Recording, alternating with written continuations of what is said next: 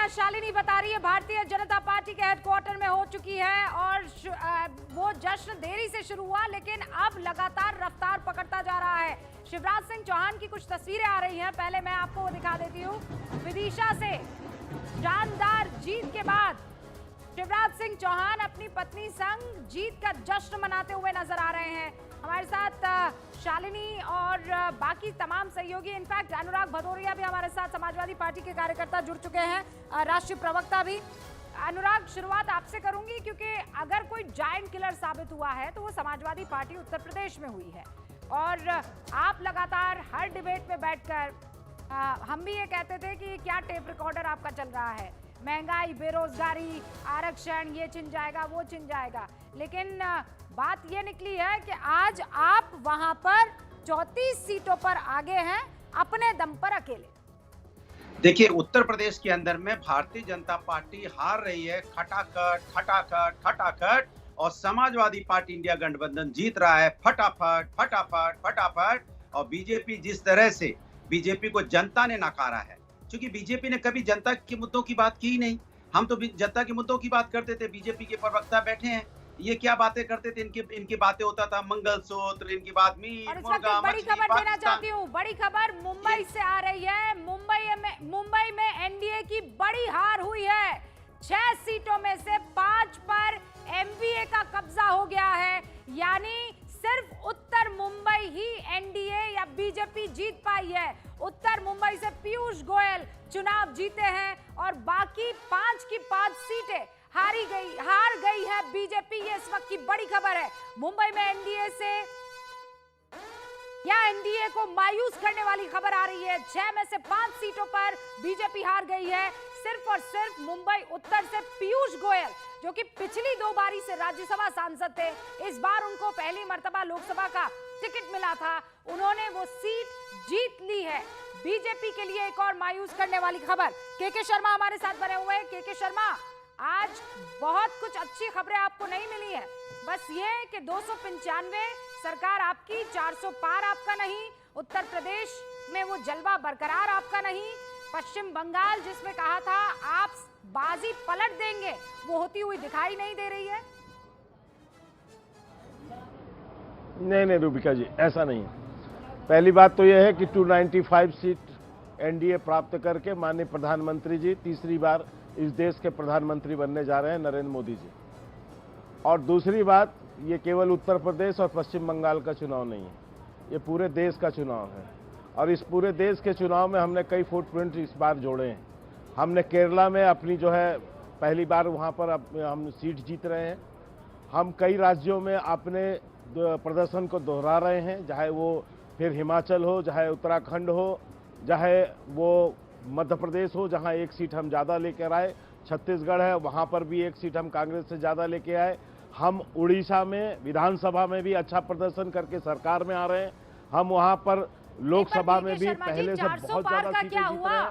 तेलंगाना में इंडिया गठबंधन और कांग्रेस जो है इस वक्त दूसरी पार्टियों के संपर्क में है, उनसे कोशिश की जा रही है उनको कॉन्फिडेंस में लेने की, ताकि अगली सरकार और शपथ जो है वो इंडिया गठबंधन के तमाम नेता ले पाए।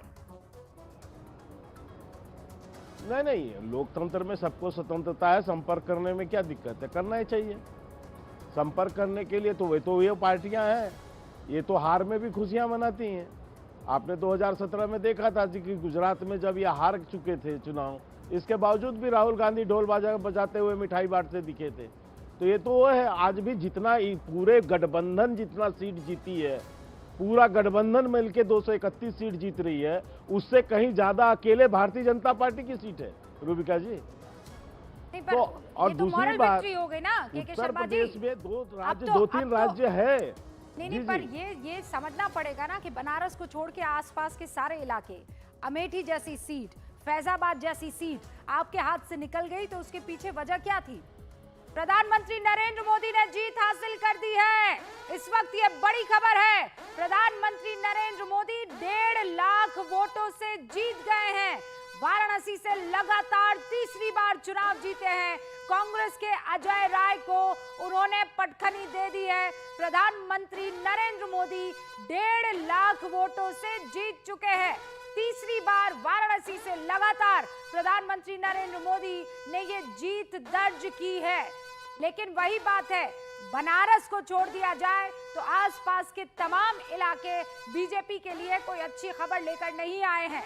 लेकिन इस वक्त प्रधानमंत्री नरेंद्र मोदी की जीत कंफर्म्ड है, ये सीट घोषित कर दी गई है। वाराणसी से लगातार तीसरी बार प्रधानमंत्री नरेंद्र मोदी सांसद चुन लिए गए हैं। वहां की जनता ने उनको 1.5 लाख वोटों से जिताया है।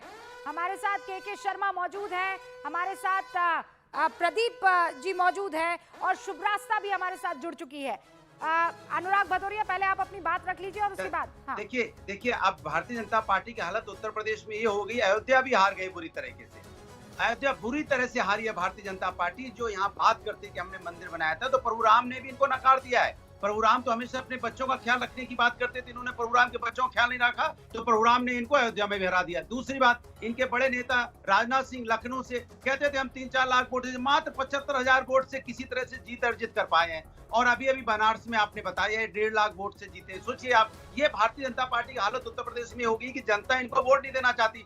बनारस का मंडल पूरा हार गया, पूरा बनारस मंडल इनका आ गया, एक सीट नहीं निकली है। आप पूरब से पश्चिम चले जाइए, पश्चिम से मध्य में आ जाइए, पूरी तरह से बीजेपी साफ हो चुकी है। इसलिए कह रहा हूँ, तो ध्यान में देखिए ना, वो जो के शर्मा कह रहे हैं वो गलत क्या है। वो कह रहे हैं आप हार कर भी अपने आप को जीत का सबसे बड़ा सौदागर मान रहे हैं। वो लोग मेजॉरिटी में होकर भी कम मार्जिन से जीते तो है ना। आप ये कह रहे हैं कि कम मार्जिन से जीते हैं तो उसको हार मान लें, और आप जो इस वक्त सरकार बनाए हुए नहीं है, आपकी जीत मानी।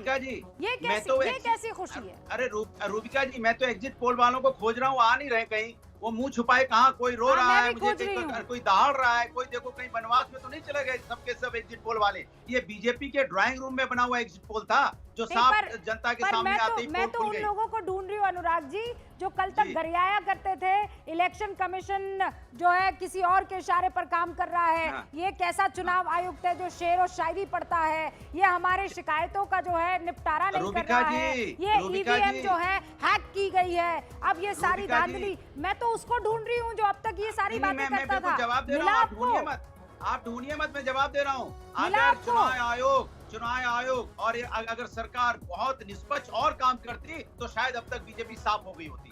जिस तरह से हम लोगों को चुनाव प्रचार में रोका जाता था, जिस तरह से हम लोग की गाड़ियां रोकी जाती थी, जिस तरह से हम लोग को परेशान किया जाता था, क्या बीजेपी कार्यकर्ताओं को परेशान किया गया? कभी नहीं किया गया। बीजेपी के लोग तो सरेआम घूमते थे, सारी एक्टिविटीज करते थे, सारी बंदिशें हम लोगों के लिए थी। उसके बाद भी जनता ने हमें चुना है, जनता का धन्यवाद देता हूं। हाँ, ये कहिए ना, जनता का धन्यवाद दीजिए। अब ये विक्टिम कार्ड रख दीजिए ना, पीछे वाले बटन नहीं, विक्टिम कार्ड नहीं, हमें ये नहीं करने दिया, हमें वो नहीं करने दिया। अभी भी काउंटिंग